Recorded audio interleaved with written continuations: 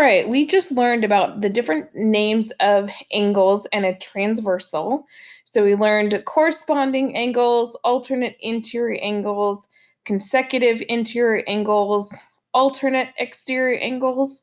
And we are going to go ahead and match them up on this picture when there are two parallel lines. So on this one, we have our transversal, which is cutting horizontally, and our two lines with the pink arrows, those are parallel, which means we're going to have a lot of matching angles on this one. Um, First of which, the corresponding angles. So a pair of corresponding angles, remember they're in the same position in the cluster. So here's the cluster of angles. So 8 would match number 6, 1 would go with 3, 2 would go with 4, 7 would go with 5. And the main thing that you need to think about here is that these two angles would be the same or equal. So 8 and 6 are the same, 7 and 5 are the same, 1 and 3 are the same, and 2 and 4 are the same. So if you were to know one of those angle measures, you'd be able to know all of them. Moving down, we have the alternate interior angles. So a pair of those angles would be like 2 and 6.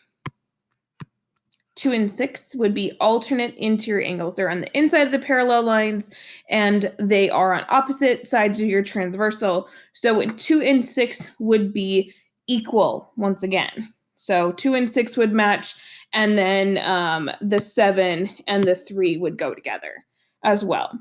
So whatever angle measure you have for those, if you know one of them, let's say this one was 120, then that means this one has to be 120. Okay. Same goes for the external alternate angles. So if I have number 1 here, I need to go on the outside of the parallel lines across the transversal, so that would be number 5. And same thing, those two would be matching angles. So once again, if this one was 120, this one would be 120. Okay, and then 8 and 4 would go together as alternate exterior angles, meaning that they are the same. Okay, now let's take a look at consecutive angles. Those are the side-by-side ones. So on here, consecutive interior would be on the same side of the transversal, and they would be on the inside. So 7 and 6 would be consecutive interior. 2 and 3 would be another pair of consecutive interior angles.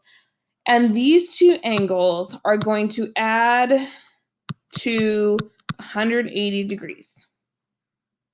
Okay, so different than alternate.